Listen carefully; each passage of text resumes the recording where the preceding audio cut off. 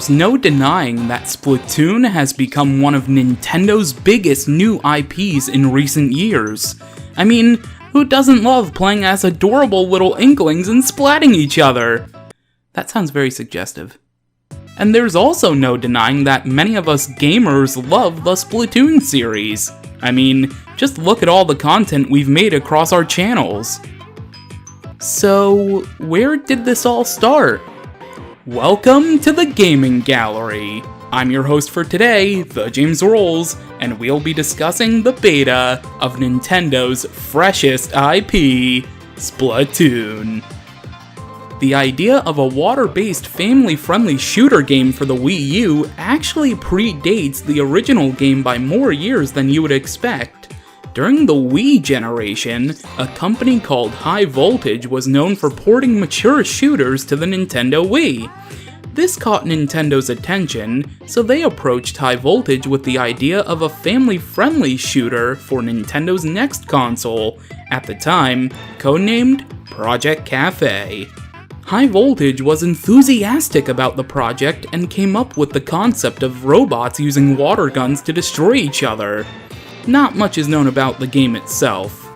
We don't know what modes would have been included, or if there would have been a single-player campaign, but what we do know is why the game was cancelled. In 2011, an employee at High Voltage was unhappy with the working conditions within the company and leaked the project online, which made Nintendo not very happy and asked High Voltage to find the person who leaked the game. When they couldn't find the leaker, Nintendo shut down the project entirely. But in turn, Nintendo decided to make the game themselves, with development starting in 2013. Over 70 game ideas were discussed until the team settled on an idea revolving around inking turf. During early stages of development, blocks of tofu were used as placeholder characters, but this obviously had to change. One major problem the team frequently faced was how would you tell which way you're facing while looking at the gamepad map? One solution was rabbits. No, not those ones. Seita Inoue, the art director of the Splatoon series, had this to say during an Iwata Asks. Well, a lot of it was because of design factors. Rabbits are white to begin with, so it would be easy to tell if they were inked. They've got long ears that would move when they did, so you could see them moving when viewed from above. It would be easy to tell which direction they were facing by the direction of the ears. However, the rabbits weren't popular with the development team, so Shigeru Miyamoto suggested using Mario characters, as making the project a Mario game would have guaranteed sales. Eventually, the team settled on using squids. Squids would fit in naturally with an ink-shooting environment, and their arrow-like appearances would make it easy to tell which way they were facing on the gamepad map. Originally, these characters would have had a humanoid appearance. That was until inklings were introduced, and then the ultimate question of the universe was born. Are you a kid, or are you a squid? Splatoon would officially be announced at E3 2014. In early trailers, we can see that stage layouts were originally different, the lighting engine was darker, and that there was an unused side-scroller minigame. This never appeared in the final game, and Nintendo has never officially commented on the matter. The most commonly accepted theory was that this was a planned gamepad minigame that you could play between online matches, similar to Squid Jump. There's some unused gear in the game's coding as well. The most noteworthy one is this hat that resembles a Native American headdress. It's highly likely that this was removed due to cultural reasons. But what's more noteworthy is that there are more unused gear and weapons that were found in Super Mario Maker's code, which we'll have on screen right now.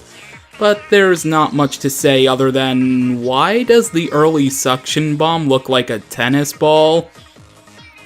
Quite possibly the biggest removed feature was a playable character that did not make it into the game. playable Octolings were found in the game's code. And not just that, but they'd appear more complete as Splatoon continued receiving updates. Some players even managed to hack the Octolings into the game, and found a unique Kraken form. These hackers would try playing as Octolings in the game's online multiplayer, and that would cause some players' copies to be rendered unplayable when the game tried loading Octolings into Inkopolis, as they were never programmed to appear in the main plaza. It's currently unknown what Nintendo's true plans were for Octolings in the first game. Some speculate that an Octo expansion type mode was planned for the original Splatoon, but was dropped when the second game began development. Other rumors suggested that the playable Octolings were intended to test the enemy AI in Octo Valley, the single-player campaign, but this has since been proven false, as playable Octolings are a separate model from their enemy counterpart. An unused Easter egg appears on the Splatfest version of Museum de Alfonsino. Standing near an Inkling Girl statue triggers the same sound effect as Galactos' defeat from The Legend of Zelda Skyward Sword. However, since Museum de Alfonsino never appeared in the stage rotation during a Splatfest, this cannot be seen in-game without the use of hacking. And speaking of Splatfest, there are bits of unused dialogue based on the results. We'll have them displayed on screen right now, but I'd like to read what would happen if Callie had won the Splatfest. Marie: holy carp! Callie: I won! I'm the undisputed Splatfest champion!